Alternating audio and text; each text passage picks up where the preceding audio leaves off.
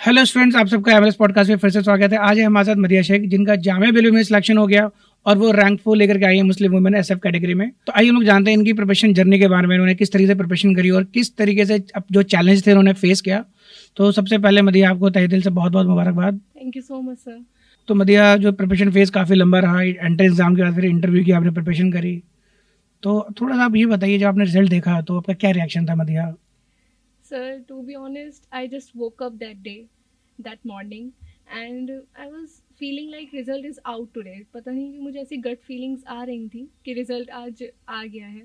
Then I checked the group and मैंने बहुत silently एक कोने में बैठ के result check करा. मैंने किसी को नहीं बताया result आ गया. And the moment I saw my roll number, I just shouted that I got selected, mommy. I got selected, Appi. I just shouted. And then my sister hugged me and just so grateful about the moment and about the result. अच्छा मदिया, आपके parents का क्या reaction था, थोड़ा सा detail में आप बताइए। बस my mother was sitting beside me and papa was not at home. मैंने उनको कॉल करी जैसे ही मैंने रिजल्ट देखा. He was so happy. He congratulated me and उन्होंने इवन स्वीट्स भी डिस्ट्रीब्यूट करी अपनी साइट पे जहाँ वो काम करते हैं. एंड उन्होंने बस ये बोला कि बहुत अच्छा करा बेटा, we are proud of you. बहुत खुश हुए दोनों. अच्छा मदिया, आप थोड़ा अपने बारे में बताइए, आप कहाँ से बिलोंग करती हैं? Sir I was born and brought up in Delhi and मैं यहीं रही हूँ शुरू से. अपनी एजुकेशन मैंने गवर्नमेंट सीनियर सेकेंडरी स्कूल से करी है and then I was just preparing for Jamia BLLB exam after my 12th. अच्छा, तो आपने और भी किसी लॉ एग्ज़ाम को इस बार लिखा आपने? नो सर, मैंने जामिया BLLB 2025 एग्ज़ाम दिया था but unfortunately I didn't earn the seat. But in this year I give my best and I earn the seat. अंदर से तो लास्ट ईयर फिर क्या आपका स्कोर रहा था? So it was so low, about in 60s range, because I was not prepared. तो देखा आपने कि लास्ट ईयर 2025 में इनके 60s मार्क्स आ रहे थे, राइट? वो कहते हैं ना, मेहनत करने वाले की हार नहीं होती।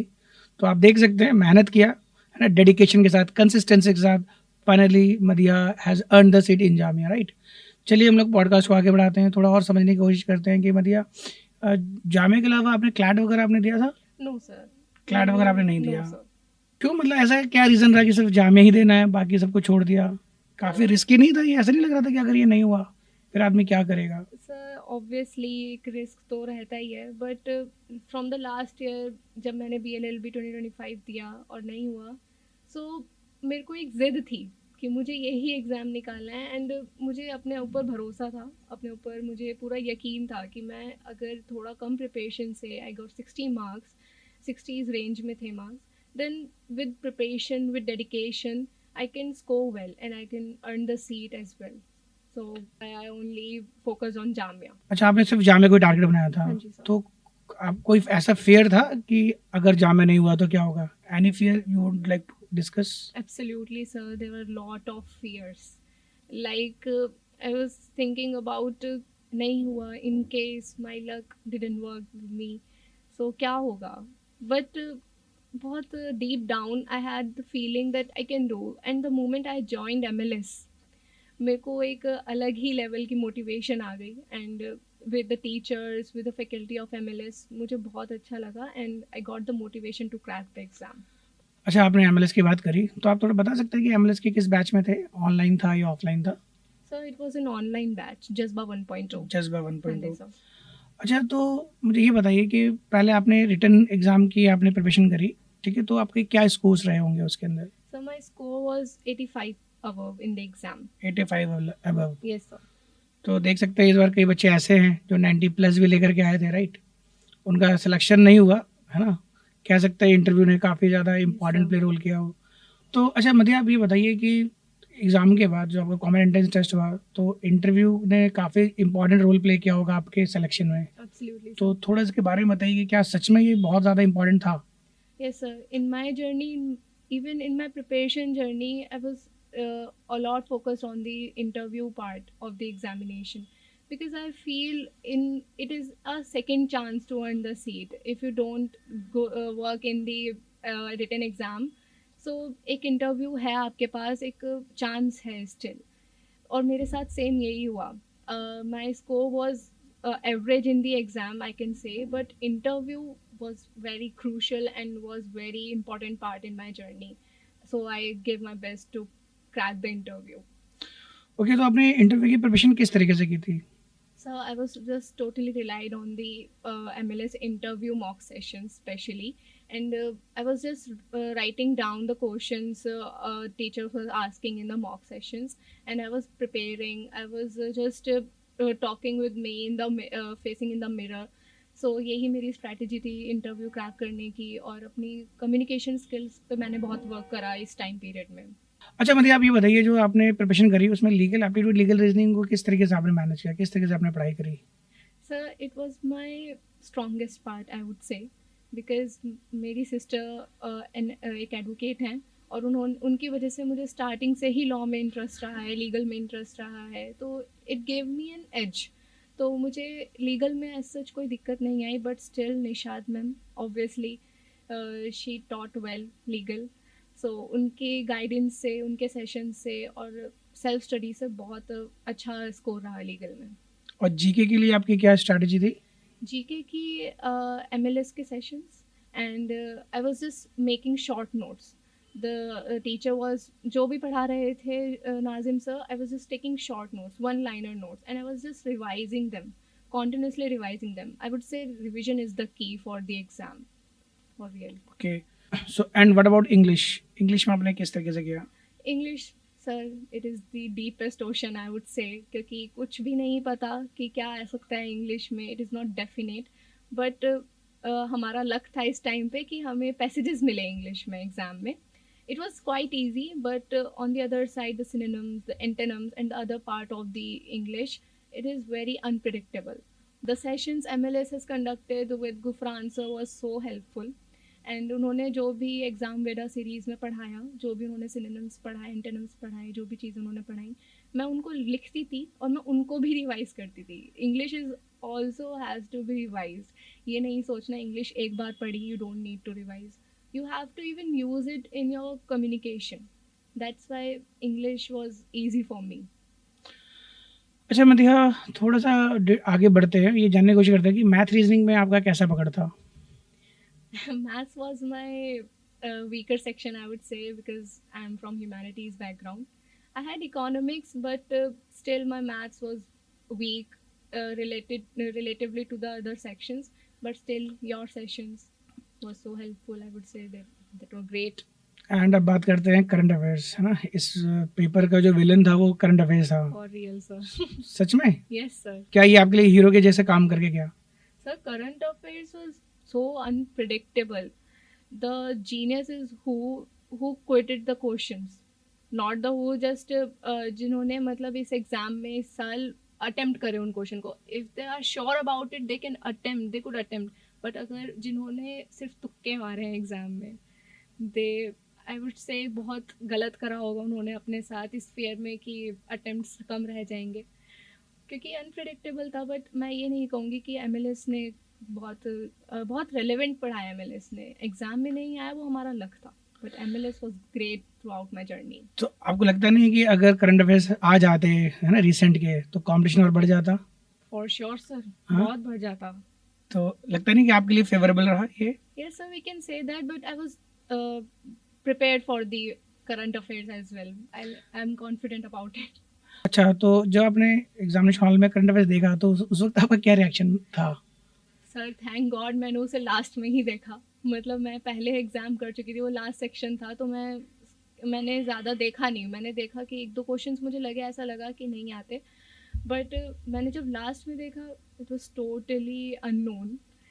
तो मुझे इतना लगा कि relax, I can do it, because मेरे को नहीं आता, किसी को भी नहीं आता होगा. मैंने ये सोच के चला, मेरे को नहीं आता, किसी को भी नहीं आता होगा, and it is better to not to attempt those questions.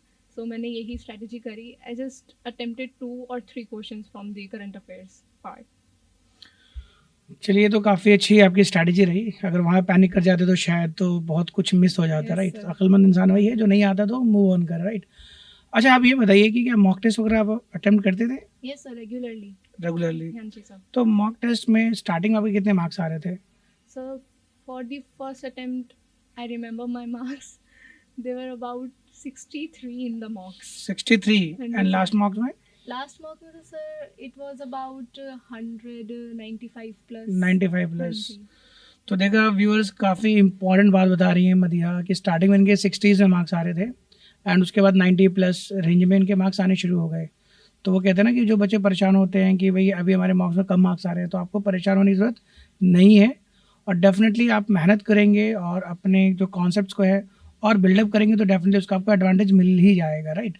तो पैनिक करने की ज़रूरत नहीं है। तो चलिए हम लोग आगे बढ़ते हैं, पॉडकास्ट को थोड़ा समझने की कोशिश करते हैं। अच्छा मदिहा, आप ये बताओ कि जो आप मॉक टेस्ट देते थे उसके बाद क्या उसको एनालाइज भी करते थे? यस सर, मैं रेगुलरली एनालाइज करती थी अपने मॉक्स को.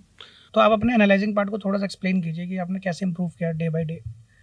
मेरी स्ट्रेटजी ये रही, मैंने एक मॉक दिया, देन मैंने उसे उसी वक्त एनालाइज करा and I wrote it my mistakes at the moment. और मैं उन मिस्टेक्स को भी रिवाइज करती थी. मैंने एक मिस्टेक करी, I use to revise it very regularly and then next mock में भी वो अपीयर होते थे क्वेश्चंस, मैं उनमें अटकती नहीं थी, मैं उनमें अच्छा करती थी.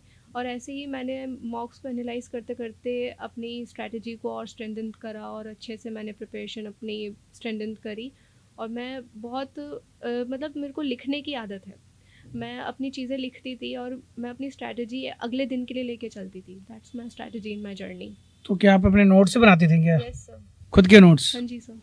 क्या इंपॉर्टेंट होता है नोट्स खुद के बनाने, या जो टीचर्स पढ़ा रहे हैं पीडीएफ दे दिया वही उससे काम हो जाता है? Sir I would say if you are that person जिसको सिर्फ सुनकर याद हो जाती हैं चीज़ें, you don't need to make notes. But the person like me जिसको लिखने के बाद ही चीज़ याद होती है, it is very important and Very crucial important. To make notes. Okay. तो मदिहा, आप ये बताइए, जब आप इस फेज़ में जब प्रिपरेशन कर रही थी तो कभी कुछ कोई ऐसा पल आया जब आपको लगा कि अब नहीं हो पाएगा? यस सर, मॉक्स ही थे जिन्होंने मुझे थोड़ा डिमोटिवेट करा in between my journey. Because in starting my slope was up going, but in between my slope was downward, like my score were regularly degrading. मैं बहुत ज़्यादा ही उस टाइम पे डिमोटिवेटेड फील कर रही थी. माई मोरल वॉज टोटली डाउन. मैं उस टाइम पे बस ये सोच रही थी, कैन आई डू इट, मैं कर सकूँगी, कि एग्ज़ाम में भी मेरे साथ ऐसा ही होगा. बट इन दी एंड मैंने अपनी चीज़ों को देखा. I make another strategy. जो स्ट्रैटेजी काम नहीं करी थी उसे तभी छोड़ा and then I make another strategy. तो इसलिए मेरे लिए ये ही डाउन पार्ट था अपनी जर्नी में, अपनी प्रिपरेशन में. अच्छा, तो जब आप डिमोटिवेट हो जाती थी तो फिर मोटिवेट कैसे होती थी आप? सर बहुत टाइम लगता था. आई मीन पूरी रात ओवर थिंकिंग होती थी इस चीज़ को लेके. बट फॉर्चुनेटली मैं उसे ओवरकम कर लेती थी once I revise my concept and once I made another strategy. तो उस टाइम पे बस ये लगता था कि मेरे साथ और भी स्टूडेंट्स हैं मेरे साथ. इवन मैं किसी के नोन में नहीं थी. Someone who is also preparing for Jamia. I was an online student, so I was totally alone in my journey. तो मुझे नहीं पता था how are other students doing in their journey. So मुझे ये थोड़ी चीज़ लगती थी, ऑफलाइन स्टूडेंट्स का ये थोड़ा एडवांटेज है कि उनके साथ उनके पीयर्स होते हैं तो उनको पता चलता है कि हाउ टू प्रिपेयर. बट मैं अपने आप को कंसोल कर लिया करती थी, मैं कम्युनिकेट करती थी अपनी सिस्टर के साथ एंड दैट्स माई स्ट्रैटेजी. अच्छा मुझे आप ये बताइए कि हज़ारों बच्चे प्रिपरेशन करते हैं, राइट? तो कुछ कोई ऐसा डिफरेंस आपके प्रिपरेशन में जो आपको रैंक 4 दिलाता है मुस्लिम वुमेन एसएफ कैटेगरी में? Sir every student near me is very dedicated. Because जिन्होंने भी एग्ज़ाम क्रैक करा है उन्होंने ऑब्वियसली बहुत मेहनत करी होगी इस चीज़ के लिए, बहुत हार्ड वर्क करा होगा अपनी जर्नी में. But it beside the hard work it is important to do smart work. Smart work के बिना हार्ड वर्क आई वुड से कि काम नहीं करता. क्योंकि स्मार्ट वर्क जब तक आप नहीं करेंगे आप उस चीज़ को समझ नहीं सकेंगे, concept you will not get the concept. तो मैंने अपनी जर्नी में स्मार्ट वर्क को ज़्यादा टिल्टेड रही. मैं स्मार्ट वर्क के थ्रू मैं अपनी चीज़ें एक तरीके से कंसोलिडेटेड रखती थी, अपने सोर्स को कंसोलिडेटेड रखती थी. मैं अपने सोर्स डाइवर्ट नहीं करती थी, कभी उधर कभी इधर. मैं MLS और इधर न्यूज़पेपर, MLS और इधर newspaper, these were my sources totally and my notes obviously. अच्छा मदिहा, आपका रेगुलर में नहीं हुआ सेल्फ फाइनेंस में, तो लग रहा है कि थोड़ी और मेहनत की होती तो हो जाता? I don't think so कि I'm grateful for my result because it is better for me because मेरे लिए जामिया काफ़ी दूर पड़ता है and the regular classes are in the morning. So if I got selected in the regular it would be difficult for me क्योंकि ये 5 साल का टाइम है, कोई बहुत छोटा टाइम पीरियड नहीं है, मेरे लिए ज़्यादा मुश्किल हो जाता है and also I can't go to PG and hostel because I can't live there, my home is my happy place. So मेरे लिए self finance is better for me, I would say I am grateful for. अच्छा, अगर हम 1 साल को rewind करते हैं, है ना? और आज डे 1 है प्रिपरेशन का, तो क्या ऐसी चीज़ है जो आप नहीं करेंगी और क्या ऐसी चीज़ है जो आप करेंगी? Sir it is very important question क्योंकि मैंने बहुत गलतियाँ करी हैं स्टार्टिंग में. जो लास्ट ईयर मैं सीट नहीं ले सकी वो इन्हीं गलतियों की वजह से थी. मैंने अपनी प्रिपरेशन में अपने सोर्स डाइवर्ट कर रखे थे स्टार्टिंग में बिकॉज अब अगर आज first day I will not do that mistake again. I will only rely on specific sources. मैं सिर्फ चीज़ों पे उन्हीं पे रिलाई करूँगी जो मेरे लिए इम्पॉर्टेंट हैं जिन्हें मैं समझ पा रही हूँ. मैं उन पे नहीं जाऊँगी जो मैं नहीं समझ पा रही. मैं उन्हीं चीज़ों पे रहूँगी that I am able to understand. तो देखा स्टूडेंट, मदीहा ने कितनी इंपॉर्टेंट बात बताई है कि जब भी आप प्रिपरेशन करें तो अपने सोर्सेज को जो है डाइवर्स ना करें, राइट? जो भी सोर्सेज है उसको आप स्टिक रहें और थोड़ा बिलीव करें अपने ऊपर और अपनी प्रिपरेशन पे, राइट? तो डेफिनेटली इसका रिजल्ट आपको मिलता ही है. मैंने बहुत बार देखा है बच्चे बहुत ज़्यादा डिवाइडेड हो जाते हैं मल्टीपल सोर्सेज में. कई बार ऐसे होते हैं बच्चे कई टेलीग्राम में जा करके सारी पीडीएफ डाउनलोड करने लग जाते हैं, ये भी कर लो वो भी कर लो, नो सर. और होता एक भी चीज़ नहीं है, राइट? तो बस कलेक्शन ही है ना, बच्चा जो है बस कलेक्ट करता रह जाता है. एनीवे, तो जो भी मदीहा ने अपनी जर्नी में जो भी फेस किया है, जो भी बातें बता रही हैं, आप डेफिनेटली इन बातों को फॉलो करो, राइट? आपको डेफिनेटली इसका बेनिफिट मिलेगा. चलिए हम पॉडकास्ट को आगे बढ़ाते हैं और थोड़ा जानने की कोशिश करते हैं. तो अच्छा मदीहा, आप ये बताइए, you are quite young, quite youth है, और सोशल मीडिया जो है यूथ के लिए है ना, वो इग्नोर नहीं कर पाते, काफ़ी ज़्यादा डिस्ट्रैक्शन होता है. Yes sir. तो उसको आपने कैसे मैनेज किया?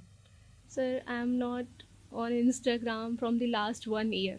आप थे ही नहीं, यस सर. अब वापस आ गए? नो सर, अभी आई नहीं? Deleted my account. आपने डिलीट कर दिया? Yes sir. Firstly I deactivated but after Jamia मैंने सोचा था कि मैं एक्टिवेट करूँगी but I deleted my account because I got detached from the Instagram and from the other platforms also. मतलब मैं कहूँगी कि मैं हूँ स्क्रॉल करने वाली person but still once I deactivated my account Instagram was totally detached from my side.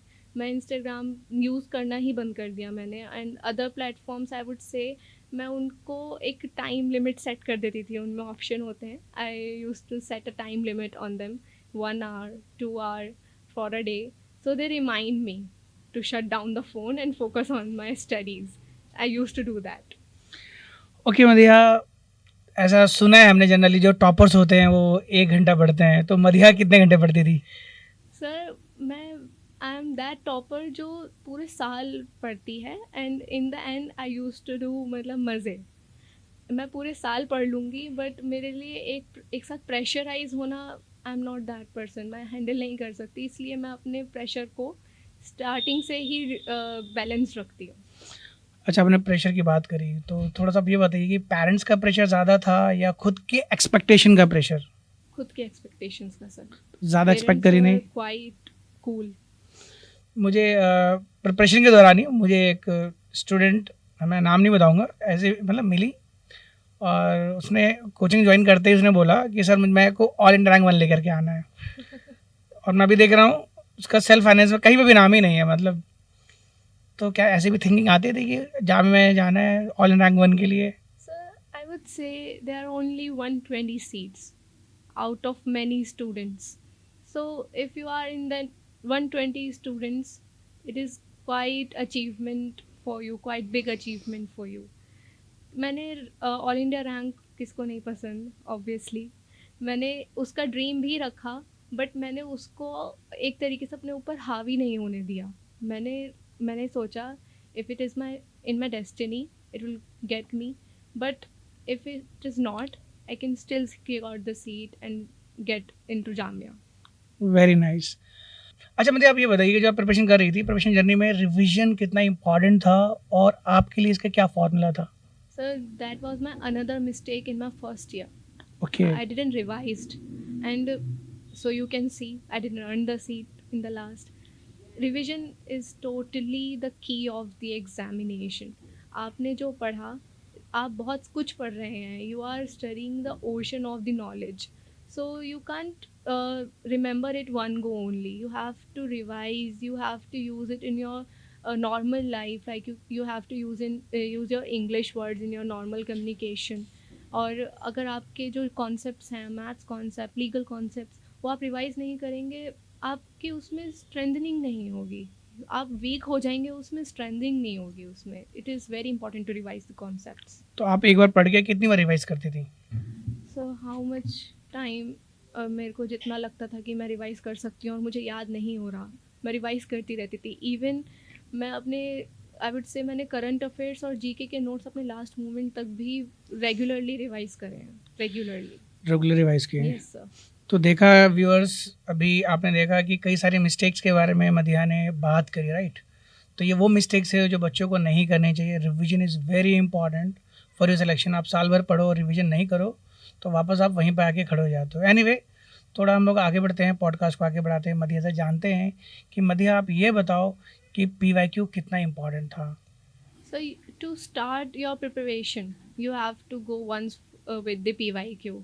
आपको idea होना चाहिए what is coming in the exam, what is asking in the exam.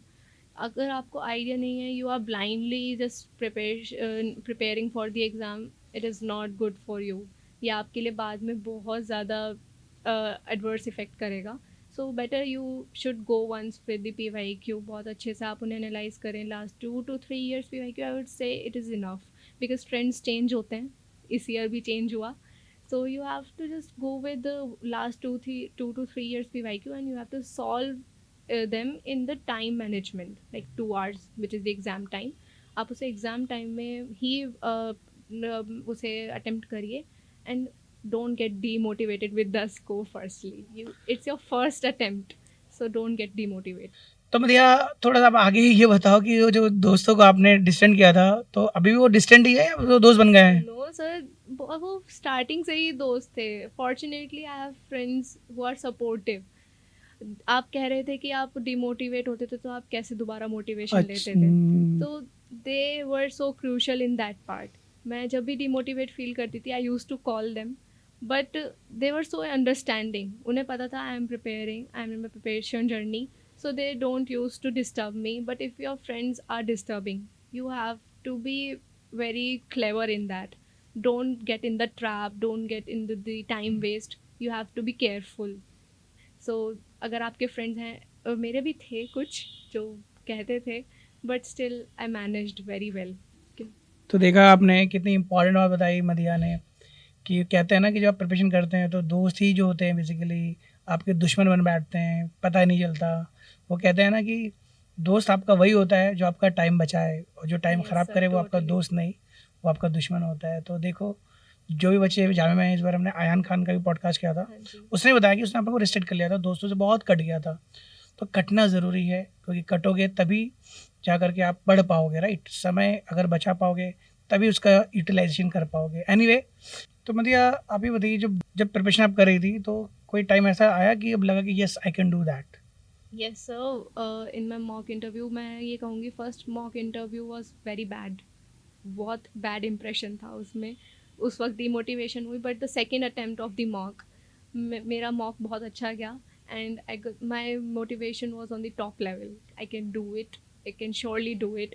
My motivation was that. So mock scores, written exam mock scores, and also the interview mock scores was very motivational for me. अच्छा, कभी कोई person आपके life में कोई ऐसा था जिसने आपको ये कहा हो कि आपसे नहीं हो पाएगा? Fortunately मेरी लाइफ में कोई ऐसा ऐसा नहीं था. All persons with me are very Supportive. अगर ऐसा होता तो उसको आप क्या जवाब देना चाहोगी? I would say that you don't know what is written in my destiny. मैं अपने ऊपर बिलीव रखती हूँ. You can't demotivate me. मैं बहुत स्टार्टिंग से ही, मतलब मुझे था अपने ऊपर believe. But if any person in my life would say that you can't do it, I would only say that you don't know the future. You can't predict the future. It is the only answer I could say there. कहते हैं ना, let the success make the noise, है ना, totally. Silent रहो उस वक्त, Yes, sir. बस एक बार है ना सिलेक्शन ले लो, उसके बाद ये Even this is my strategy. मैं जब भी कोई भी एग्ज़ाम देकर आती हूँ, माई बोर्ड्स, माई एंट्रेंस एग्ज़ाम, मैं घर आकर ये बताती नहीं हूँ मेरा एग्ज़ाम कैसा गया. मैं किसी को भी नहीं बताती क्योंकि I am not even sure about my exam. मैं नहीं बताती घर में. पेरेंट्स ऑब्वियसली पूछते हैं how is your exam. I used to say it is good, it is good. So result ही फाइनल आंसर फाइनल होता था. होता है. अच्छा मतलब आप ये बताइए, जो बच्चे 2027 की प्रिपरेशन कर रहे हैं उनको आप क्या एडवाइस देना चाहती हैं? It is a good time to start now. Don't delay your preparation journey. Start from now on, and don't get into the trap that you will start preparing in the last moment. It will totally ruin your examination. So start and be consistent, be strategized, and focus on your goals. And जितना जल्दी MLS join कर सकते हो कर लो. तो देखा आपने मदिहा ने कितनी इंपॉर्टेंट बात बताई कि है ना, इसको चीज़ों को डिले ना करें, जितनी जल्दी हो सके अपनी प्रिपरेशन शुरू कर दें, क्योंकि जितना ज़्यादा टाइम मिलेगा उतनी ज़्यादा आपकी प्रिपरेशन अच्छी हो जाएगी, राइट. और वो बच्चे जो MLS ज्वाइन करना चाहते हैं उनके लिए एक इंपॉर्टेंट इन्फॉर्मेशन लोग देते चले, प्रमोशन भी कर देते हैं इसी बहाने. मदिहा ने बोल दिया MLS ज्वाइन करने के लिए, तो Yes, sir. है ना, it's time for the promotion. तो जो बच्चे 2027 की प्रिपरेशन कर रहे हैं उनके लिए एक फ्रेश बैच स्वराज 2.0 बैच हम लेकर के आ रहे हैं. ये 17 अगस्त से शुरू है. ये बैच काफ़ी अफोर्डेबल प्राइस में अभी ऑफर चल रहा है 15 अगस्त के अंदर. ये बैच जो है बेसिकली भी आपको 3000 में मिल जाएगा. डिजिटल कोर्स है, इसमें सारी चीज़ें मिलेंगी, है ना. अगर आप सिर्फ ऑनलाइन क्लासेस लेना चाहते हैं, रिकॉर्डेड क्लास लेना चाहते हैं, साथ में इसमें 100 मॉक टेस्ट मिलेगा आपको, संकल्प मिलेगा, द हिंदू का एनालिसिस मिलेगा, रिकॉर्डेड सेशंस होंगे, है ना, ये सारी चीज़ें, और साथ में संकल्प भी मिल जाएगा, राइट. ये सब आपको एप्लीकेशन में सिर्फ और सिर्फ 3000 में मिल जाएगा. बट अगर MLS की मॉड्यूल्स चाहिए, राइट, उसमें भी अभी ऑफर चल रहा है.